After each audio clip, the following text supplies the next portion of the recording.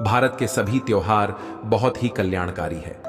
इनके मनाने के पीछे बहुत ही अलौकिक और उच्च आध्यात्मिक रहस्य छिपे हैं, परंतु आज के मनुष्य इनके अलौकिक अर्थ को न लेकर लौकिक रीति से ही इन्हें मनाते हैं। इसलिए उन्हें अलौकिक सुख की अनुभूति नहीं होती और उनकी आत्मिक स्थिति भी उच्च नहीं बनती। दीपावली और इससे संबंधित पर्वों को मनाने के बारे में भी यही बात कही जा सकती है।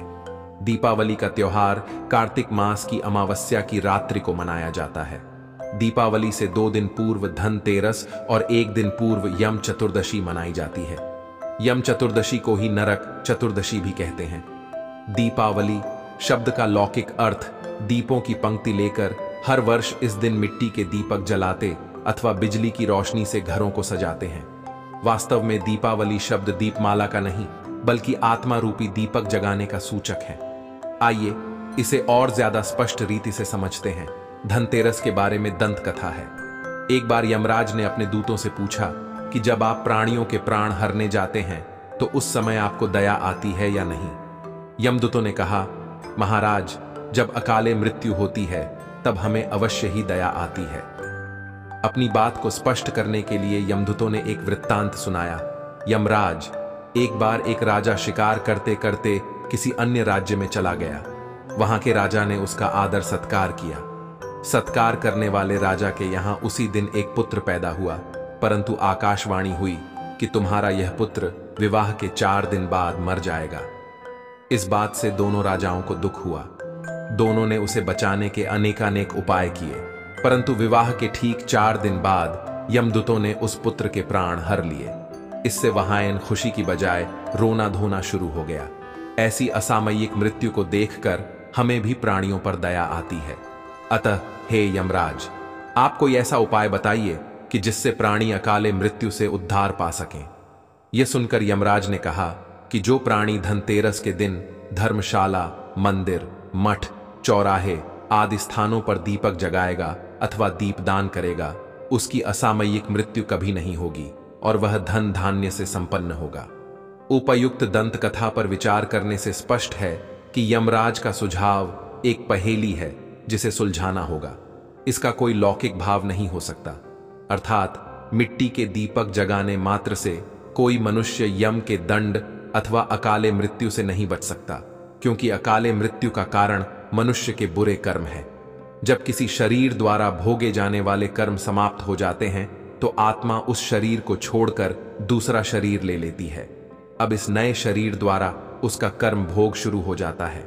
वास्तव में जब मनुष्य ईश्वरीय ज्ञान तथा राजयोग द्वारा आत्मा रूपी दीपक जगाते हैं और मठ, मंदिर, चौराहे आदि स्थानों पर एकत्रित अनेकानेक ईश्वर प्रेमियों को ज्ञान रूपी दीपक का दान देते हैं, तो वे भविष्य में यम की यातनाओं से तथा अकाले मृत्यु से छूट जाते हैं। नरक चतुर्दशी अथवा यम चतुर्दशी के बारे में भी एक दंत कथा प्रचलित है। कहा जाता है कि इसी दिन वामन अवतारधारी भगवान ने राजा बलि की सारी पृथ्वी को 3 पैर में नाप लिया था। फिर उन्होंने राजा बलि से वर मांगने को कहा। बलि ने कहा, मुझे अपने लिए तो किसी वरदान की आकांक्षा नहीं है, परंतु लोक संग्रह के लिए यह पूछना चाहता हूं कि यम की यातनाओं से छूटने का क्या साधन है। वामन ने कहा, मनुष्य को चाहिए कि वह इस दिन दीपक जगाए और दीपदान करे। इसी बात को लेकर आज तक लोग दीपावली के 1 दिन पहले भी दीपक जगाते और दान करते हैं। धनतेरस तथा नरक चतुर्दशी दोनों दिन दीपक जगाकर पितरों को भी मार्ग दिखाते हैं। जिसका पिता जीवित हो वह भी तर्पण कर सकता है।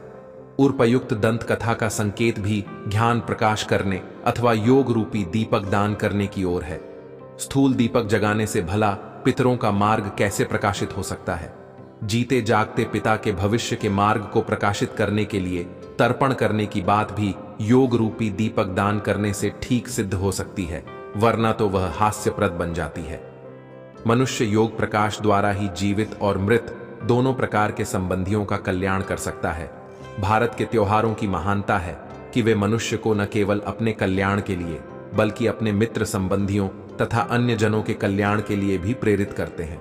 सोचने की बात है कि यदि धनतेरस अथवा नरक चतुर्दशी के दिन दीपक जगाने मात्र से ही कोई यम के दंड से अथवा अकाले मृत्यु से छूट सकता, तो फिर संसार में सत्संग, योग, संन्यास, ब्रह्मचर्य आदि आदि साधनों की क्या आवश्यकता थी?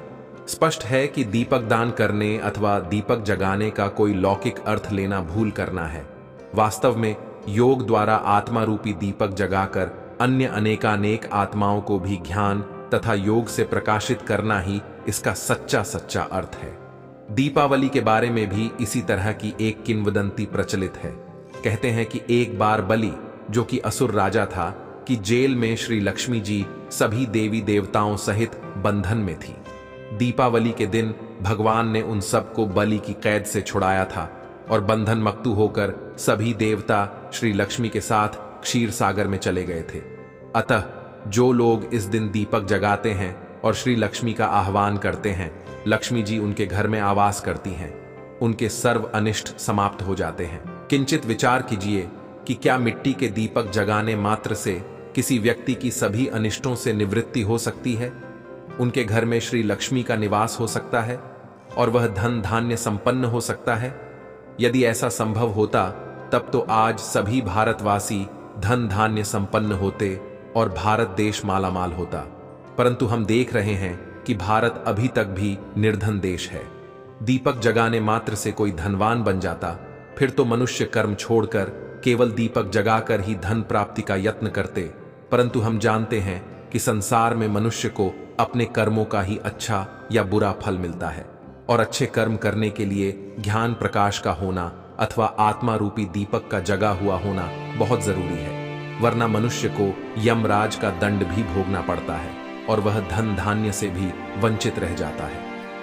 आध्यात्मिक दृष्टिकोण से देखा जाए तो अमावस्या अज्ञानांधकार की अथवा कलयुग के अंतिम चरण की सूचिका है, क्योंकि इस काल में सभी नर नारी अज्ञान अंधकार में होते हैं। दैत्य राजा बलि वास्तव में माया अथवा विकारों का प्रतीक है, क्योंकि माया बहुत बली है। इस पर विजय प्राप्त करना बहुत कठिन है और यही मनुष्य को दैत्य बना देती है। श्री लक्ष्मी और अन्य देवी देवताओं को दैत्यराज बलि की कैद में बतलाने का भाव ये है कि भारतवासी लोग, जो कि सतयुग और त्रेता युग में खुद देवी देवता होते हैं अथवा श्री लक्ष्मी और श्री नारायण के वंशज हैं, जन्म मरण में आते आते कलयुग के अंत में दैत्य अथवा आसुरी स्वभाव के हो जाते हैं, अर्थात महाबली माया के बंधन में बंध जाते हैं। तब परमात्मा, जो कि वामन है, ज्योति बिंदु रूप है, अवतरित होकर उन देवताओं को माया की कैद से छुड़ाते हैं। इसके लिए ज्ञान और योग की शिक्षा देकर नर नारियों का आत्मा रूपी दीपक जगाते हैं। जब वे इस पुरुषार्थ द्वारा बलि माया की कैद से छूट जाते हैं, तब वे पुनः देवी देवता बनकर सतयुगी सुखी सृष्टि क्षीर सागर में जाकर विश्राम करते हैं। उसी वृत्तांत की याद में लोग आज तक दीपक जगाते हैं और इस दिन श्री लक्ष्मी का भी आह्वान करते हैं। परंतु वे दीपकों का अलौकिक अर्थ न जानने के कारण आत्मा रूपी दीपक नहीं जगाते और श्री लक्ष्मी के समान दिव्य गुणों को धारण नहीं करते। इसलिए भारत भूमि पर श्री लक्ष्मी का आवास नहीं हो पाता और यहाँ श्री नारायण का सुख शांति संपन्न राज्य स्थापित नहीं होता। आइए इस बार दीपावली पर हम आत्म ज्योति जगाकर संसार से अज्ञानांधकार दूर करने का दृढ़ संकल्प लें, ताकि भारत में पुनः श्री लक्ष्मी श्री नारायण का सुख शांति संपन्न राज्य स्थापित हो सके। ओम शांति।